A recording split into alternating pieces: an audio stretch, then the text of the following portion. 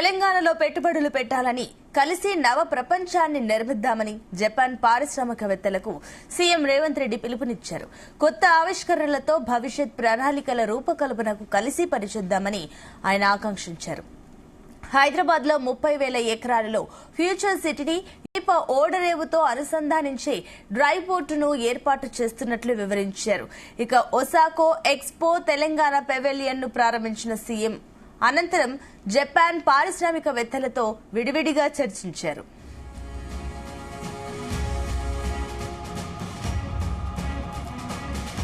ఒసాకో expo భారతదేశం నుంచి పాల్గొంటున్న తొలి రాష్ట్రం తెలంగాణ ఆవిర్భవించింది. కిటాక్యూషు నగరం నుంచి ఒసాకో చేరుకున్న సీఎం రేవంత్ రెడ్డి, మంత్రి శ్రీధర్ బాబు ఉదయం భారత్ పెవిలియన్ లో ప్రత్యేక తెలంగాణ జోన్ ప్రారంభించారు. 5 ఏళ్లకు ఒకసారి జరిగే ఒసాకో ఎక్స్పోలో భారతదేశం నుంచి పాల్గొంటున్న తొలి రాష్ట్రం తెలంగాణనేనని ప్రభుత్వం తెలిపింది. ఒసాకో ఎక్స్పో వేదికపై తెలంగాణ సంస్కృతి, పారిశ్రామిక అనుకూల వాతావరణం, పర్యాటక ఆకర్షణలను ప్రపంచం నలుమూలల నుంచి వచ్చే సందర్శకులకు చాటి చెప్పేలా పెవిలియన్ లో ఏర్పాటు చేశారు. ఈ వేదిక ద్వారా అంతర్జాతీయ పెట్టుబడులను ఆకర్షించడంతో పాటుగా సాంస్కృతిక సహకారాన్ని వృద్ధి చేసే దిశగా అడుగులు వేస్తున్నట్లు ప్రభుత్వం వెల్లడించింది.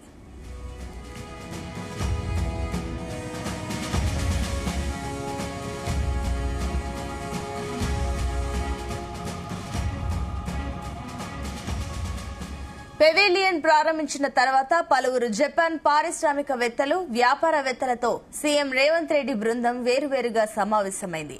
తెలంగాణలో పెట్టుబడులకు ఉన్న అవకాశాలు ముఖ్యమంత్రి రేవంత్ రెడ్డి జపాన్ పారిశ్రామికవేత్తలకు వివరించారు. తెలంగాణ, జపాన్ల మధ్య ఉన్న చారిత్రక స్నేహాన్ని దీర్ఘకాల భాగస్వామ్యంగా మార్చుకుందామని సీఎం పిలుపునిచ్చారు. కొత్త ఆవిష్కరణతో భవిష్యత్ ప్రణాళికల రూపకల్పనకు కలిసి పనిచేద్దామని ఆకాంక్షను ముఖ్యమంత్రి వ్యక్తం చేశారు.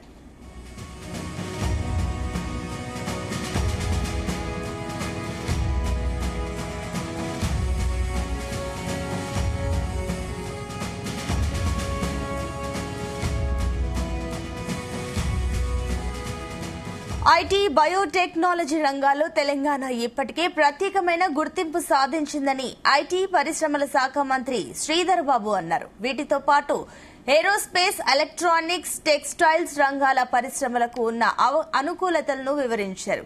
హైదరాబాద్ లో 30,000 ఎకరాలలో ఫ్యూచర్ సిటీని నిర్మిస్తున్నామని, eco energy, smart mobility, circular ఎకనామీపై ఈ సిటీ ఆధారపడుతుందని అన్నారు. ఇక జపాన్ కు చెందిన మారుబేని కార్పొరేషన్ తో ఫ్యూచర్ సిటీలో ఇండస్ట్రియల్ పార్క్ ను ఏర్పాటు చేస్తున్నట్లు మంత్రి చెప్పారు.